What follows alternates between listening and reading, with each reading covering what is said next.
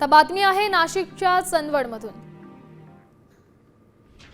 वाघादर्डी इथल्या एका प्रयोगशील शेतकऱ्यानं आपल्या डाळिंब बागेला वाचवण्यासाठी चक्क पांढऱ्या कपड्याचं आच्छादन घातलंय। वाढत्या उन्हाचा तडाखा आणि वारंवार होणारी गारपीट यामुळे डाळिंबाचं मोठं नुकसान होत आहे। हे टाळण्यासाठी शेतकरी भारत पगार यांनी आपल्या 4.5 एकर बागेवर क्रॉप कव्हरचा वापर केला। या अनोख्या प्रयोगामुळे फळांचा दर्जा टिकवण्यासही मदत होतीये।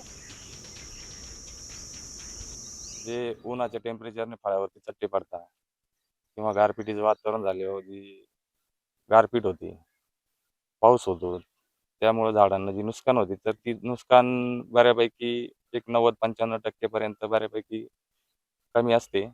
त्याच्यानंतर फळांचा जो गुणवत्ता आहे, क्वालिटी जी म्हणतो आपण, तर ती चांगली राहते आणि क्वालिटी चांगली राहिल्यामुळे व्यापारी पण एक ₹10-20 किंवा ₹30-40 चांगल्या रेटने माल जास्तीने घेतो आणि त्याचा फायदा शेतकऱ्यांना होतो।